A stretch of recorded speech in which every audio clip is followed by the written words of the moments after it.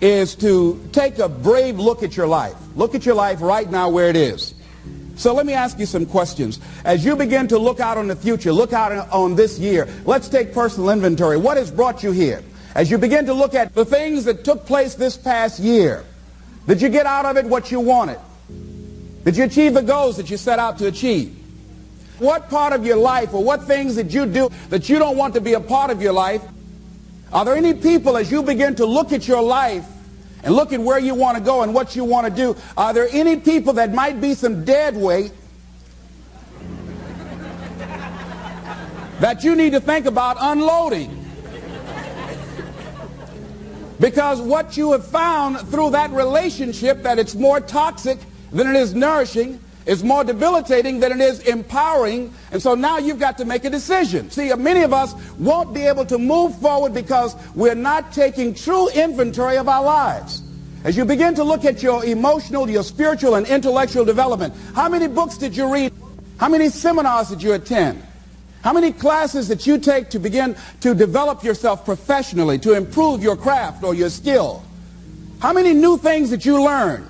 Just take some personal inventory, just thinking, beginning to know yourself. What are the things about your past that has influenced you right now? What's your philosophy of life? What are your beliefs, things that you feel very strongly about? What are some of the things that you have picked up along the way that you've been doing them for so long you think that they're you, that you need to begin to re-examine them and perhaps get them out of your life? See, a lot of things we're doing, we do unconsciously because we picked it up somewhere in life. A friend of mine out of Chicago named Rhea Steele, I was at her house to have dinner, and Rhea, who was born in Chicago, has a tremendous southern drawl. After I met her mother, I said, where did Rhea get her southern drawl from? She said, my sisters came up from Kentucky, and they used to be her babysitter. And she picked it up while in their presence. And Rhea still has that drawl. What is it that you've picked up somewhere in life that might be a liability to you? What fear, what beliefs that you're holding on to tenaciously that's no longer allowing your life to work? It's not enabling you to produce the results that you want to produce in your life. And you're still clinging to them. See, as we go into a new world, there's some old behaviors that just won't fit.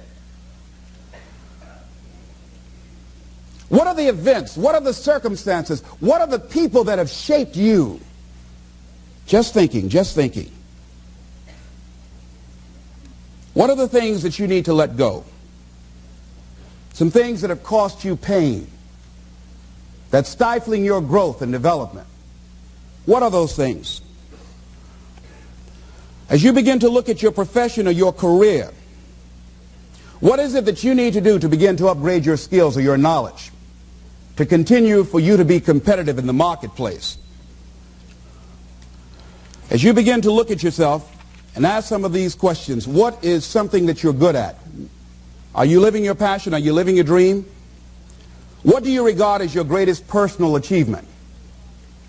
What is the one thing that other people can do to make you most happy? Just think about these things. What would you do if you had 1 year to live and guaranteed success in anything you decided to do? What would that be? What would you do with your life if you had it to live over? Getting to know yourself. What is one value, one deep commitment from which you would never budge? What is one cause that you would like to become involved in to make a difference on the planet? I work in the Cook County Jail in Chicago. It gives my life a great deal of joy and fulfillment. Have you found something like that in your life that you could enjoy doing, working with people? I have a friend that's working with physically handicapped people. She said it's been the most rewarding experience she's ever had. She used to be a constantly depressed individual, always feeling sorry for herself. It has changed her life. She's a grateful person. She's found something that she's lost herself in. What is your biggest setback, failure, or defeat of the past year? What is it about you, if somebody really knew, they wouldn't get into a relationship with you?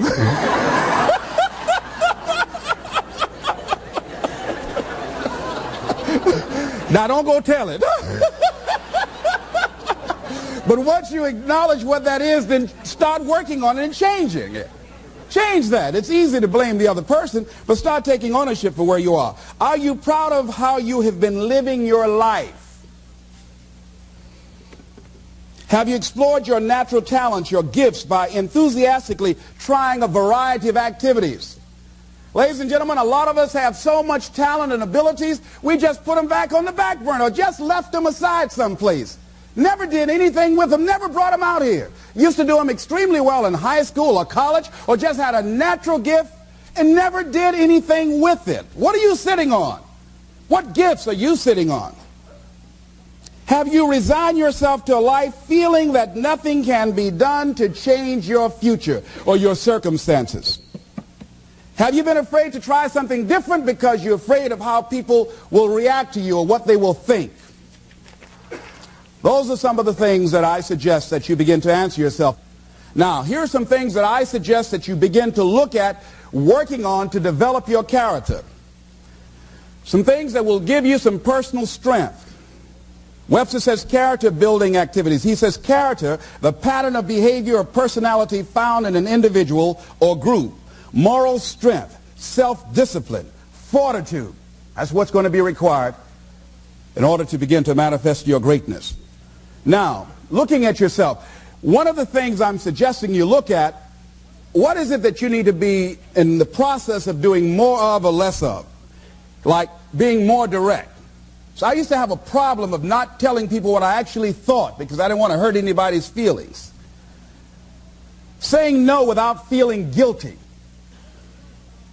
More focused. So I used to be the jack of all trades and master of none. Used to do a lot of things. One year I decided to do one thing well. I looked at all of my talents and I decided the strongest one, my ability as a speaker, that's the one I'm going to focus on. But I'm capable of doing a lot of other things. But only when I decided to focus did I begin to reap the rewards of my talent. And then after you do that, you can begin to expand and use the other talents that you have.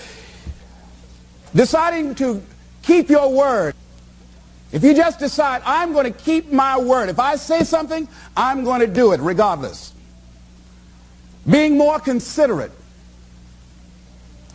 More trusting, more disciplined, being less fearful, being more adventurous.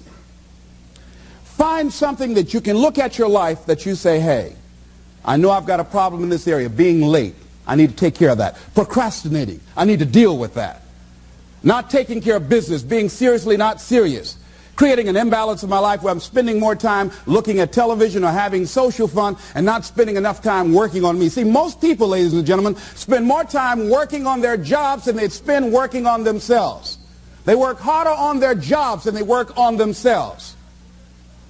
And whatever we achieve in life, whatever we create, whatever we're able to manifest comes out of the human mind.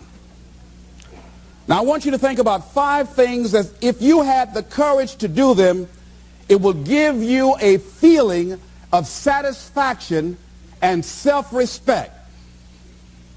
Think of 5 things that if you had the courage to do those things, you would feel a tremendous feeling of satisfaction within and self-respect. Take the time to write those things down, whatever they might be to you. It might be in your personal life.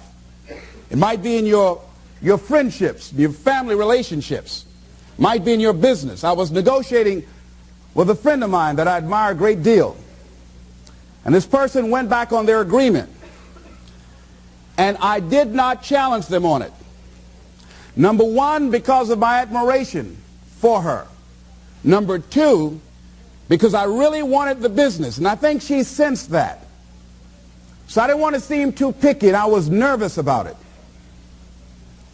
And I was cowardly because I should have said, listen, that's not what we agreed to. I should have called her on that. But I didn't want to look bad or to appear to be negative or risk losing the business. Look at 5 things that if you had the courage to do those things, that you would do those things. A lot of people say, well, I've been like this all my life. I just can't change. This is the way I am.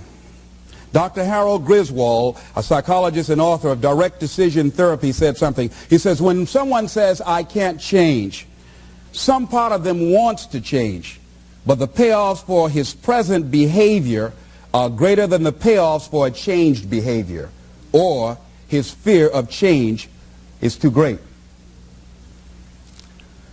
Ladies and gentlemen, it takes courage to live your dreams. It takes courage to manifest your greatness. It takes courage to decide to live, to decide to bring out all of your talents and abilities, to decide to stretch out, to decide to take a chance. It takes courage to be happy, just to be you. I saw a friend who I hadn't seen for a long time. Her whole personality has changed. She was an extroverted, assertive person. But because her husband has a fragile ego, when she's around him, she cows down to him. She plays to him. She's very silent. She doesn't express herself, her feelings.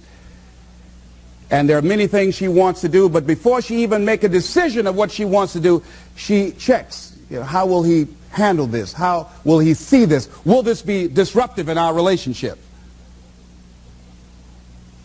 A lot of us readjust our behavior and we end up not being who we really are in deference to relationships, men and women. Looking at the word courage, Webster says the attitude of facing and dealing with anything recognized as dangerous, difficult, or painful instead of withdrawing from it. As you begin to look at where you want to go and take personal inventory, it's going to be very uncomfortable. That's why most people don't do it. It's very painful to admit your shortcomings, to admit your weaknesses. It's very painful to do that. It's much easier to withdraw from that and just ignore it. He goes on to say the courage of one's convictions, the courage to do what one thinks is right. As you begin to look at yourself and look at where you want to go with your life, it's very important for you to ask yourself a question as you look at various areas of your life. Is what you are doing right now, is it giving you what you want? If it's not giving you what you want, it's going to take courage to decide to do something differently. It takes courage to enjoy yourself. What are some of the self-defeating behaviors that we become involved in that prevent most people from enjoying themselves? Some people develop the "what's the use" attitude. Why bother? Some people have the "I really don't care." And they convince themselves that they don't care and they don't feel anything. And after a while, they really don't feel anything. Their lives are empty. Some people say, well, it's really not worth the hassle. Just too hard. It doesn't bother me anymore. The fact that I'm not living out my dream. The fact that I'm capable of doing more and I'm not doing it. The fact that I'm content but I'm not fulfilled. The fact that I'm not living my dream. Tom Rusk and Randy Reed in a book called I Want to Change But I Don't Know How said, people go through life many times playing it safe. He says that's the secret hope, that they say to themselves, if I never let myself feel too good, maybe I'll never get hurt too badly. A lot of people don't ever do the things they're capable of doing because they allow themselves to go along with the crowd, following the crowd. Many people have things they want to do, and they find themselves in relationships with people who are addicted to mediocrity, and they allow their behavior to influence their behavior. Following the crowd. Many people don't do it because of the fact that they allow their lack of self-confidence to immobilize them. I remember when I wanted to go into business for years, that was an agonizing thought in my mind. I wouldn't try it, because I didn't believe that I could make it. Of the 5 things that you would like to do if you had the courage to do, I want you to pick one thing. Pick one. And here's how to set it up for yourself that will help free you and get you unstuck. What is the worst thing that can happen if you do it? What's the worst thing that can happen? Let's say going into business for yourself, or changing careers, or getting a divorce. taking some kind of chance of something that you've always thought about doing, but you just haven't done it for whatever reason. What's the worst thing that can happen? Do the worst case scenario.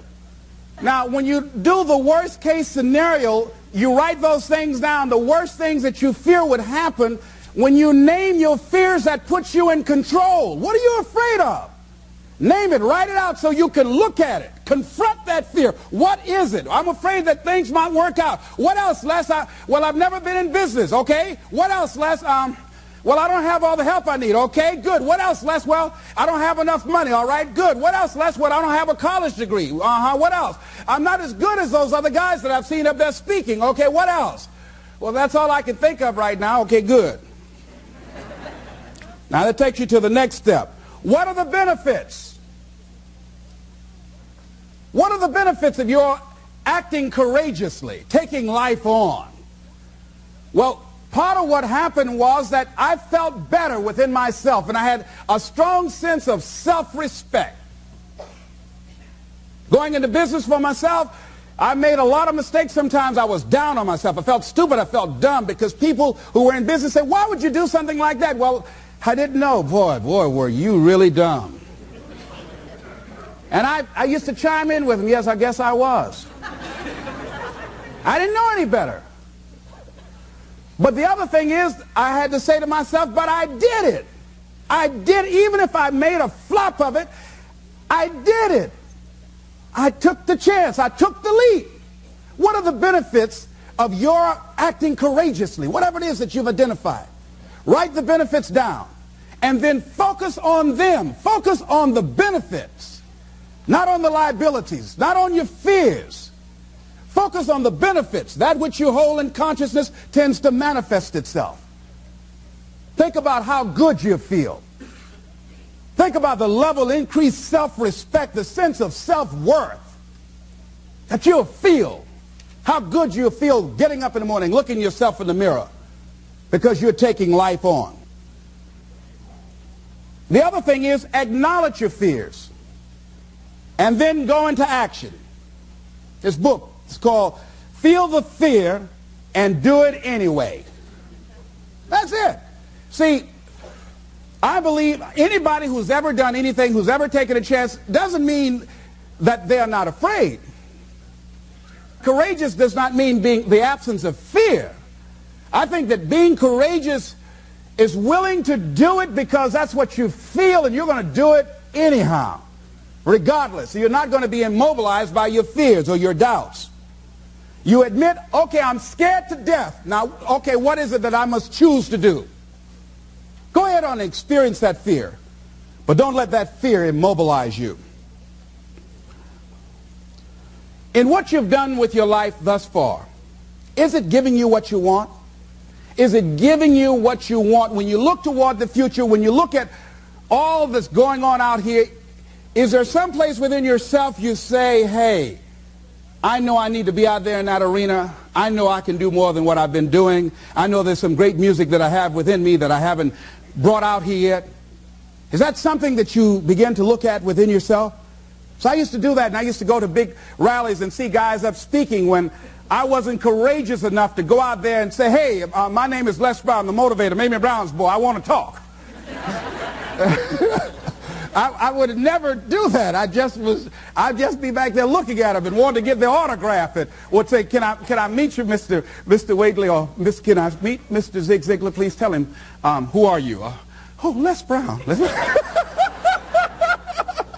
Because I felt within myself I was a nobody. So who am I to go talk to these guys and go get their autographs? I like to do what you do.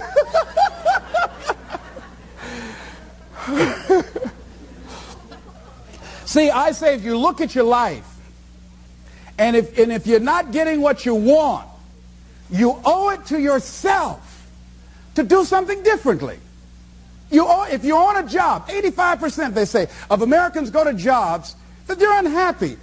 If you're doing something 8 hours a day that you don't like, it's not giving you what you want, it's not giving you a strong feeling of satisfaction and fulfillment, you're miserable, you hate to go there, you're depressed just thinking about it, you sing the "Thank God It's Friday" song every week,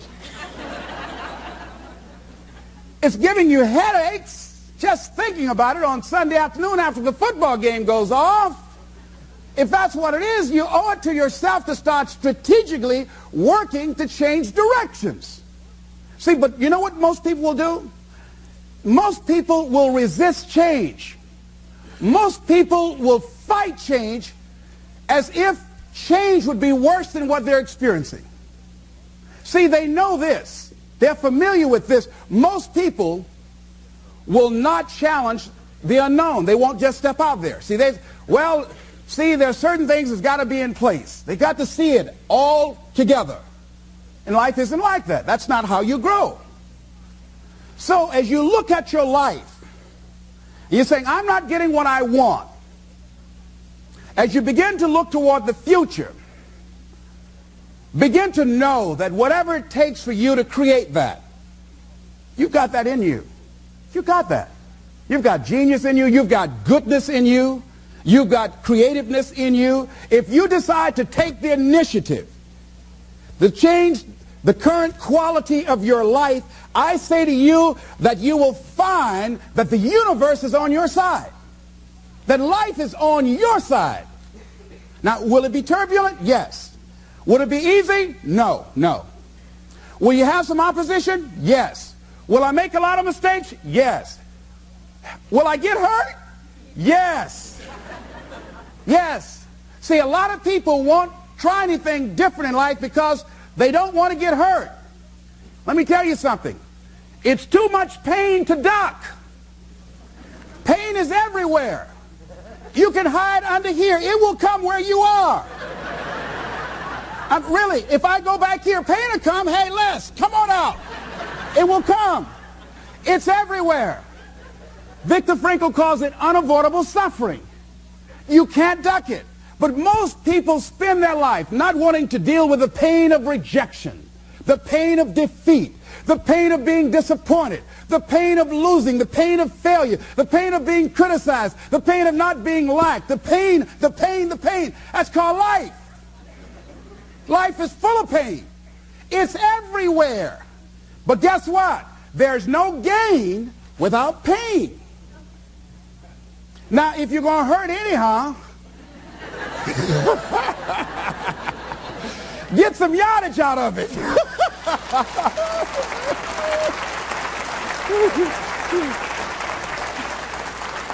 Because it's the pain of regret that you experience. If I had it to do over again, that's a pain. Don't you know that's something? When you know, I was in a seminar once and this lady stood up. If I had my life to live over again, she talked about all of the things that she would do. And you can feel the pain of regret in her voice. The pain of regret. She still experienced pain. She was trying not to experience the pain of defeat, the pain of disappointment, the pain of loss, the pain of lack of support. And she still experienced pain. It was right there. We can't get around it. Most people are governed by their habits, their fears, and the opinions of others. A lot of people never try anything differently because they have been convinced by people in their lives that they value that they can't do it. They're living within the context of the opinions that other people have of them, the low expectations. Many people doubt themselves because when they thought about doing something at some critical point in their lives, somebody they respected and honored, somebody they believed in, somebody that they loved, someone they trusted said, you can't do that. And they accepted that. That's why I didn't go off to college. I had an instructor that I believed who said, you're not college material, Mr. Brown. You're not as smart as your brother Wesley or your sister Margaret Ann. You're not college material. Why don't you try and get you a job at the post office? Try and do something with your hand, or go down to the Miami City Sanitation Department and see can you get a job there. Or why don't you try and go into the Army? I took that test, Mr. Tellers, already. And what happened? I failed. I told you. Anybody fail the Army test, you're really in trouble. So I went down to the sanitation department to try and get a job. because that's what I believe was possible for me. As you look at your life, ask yourself the question, what would your life be like? What would your life look like if you decided not to care what people thought of you? What would your life be like if you decided to give up some of your fears? What would your life be like if you decided to become courageous? What would your life be like? If you decided to act on your dream, if you did what you felt in your heart. You know what courageous means? Tom Rusk and Randy Reed said. They said that courage comes from a French word which means of the heart. How does it feel to you? He says it's courage, you know, it takes courage to live. Says most people go through life not allowing themselves to step out because they don't want to let go. They don't want to be blown around. They don't want to be moved. The courage to face life's whirling wind of contradictions. The courage to love yourself. The courage to love. For years, I was afraid to love. The courage to take a chance. The courage to be who you are. He says courage isn't for somebody else, for medals, applause, or moral debts. Courage is what at that moment feels most right for you. Not just situational ethics, but what feels right in your heart. The word of the heart. What feels right in your heart. One great philosopher says, cowards die many times before their deaths. The valiant never taste of death but once. What does that mean? The valiant people aren't afraid? No, no, no. It means that they experience that fear and they move forward. They move forward anyhow. Many people are dead now. Many people are allowing their dreams to die. Many people are allowing their ideas to lie dormant and collect dust. Many people have all this talent and ability that they are allowing to be buried inside of them, that they will take with them to their graves because they didn't have the courage to be who they are. And I say, as you begin to look toward the future and manifesting your greatness, it's going to take everything in you, that your life deserves the concentrated effort to begin to look at how is it that I can express more of me? How is it that I can bring my ideas out here now? How is it? And start living with a sense of urgency, because you're here today, you're gone today. Life is unpredictable. It's uncertain. There are no guarantees. No guarantees out here at all. So holding back, what are you waiting on? Ask yourself, what's the benefit of your waiting? What's the benefit of your not living your dream? What's the benefit of not listening to yourself? Oh, please, listen to yourself. You know the feelings. If you start listening to the feelings in your heart, and I'm doing it now more every day, I find that my feelings, I can trust them.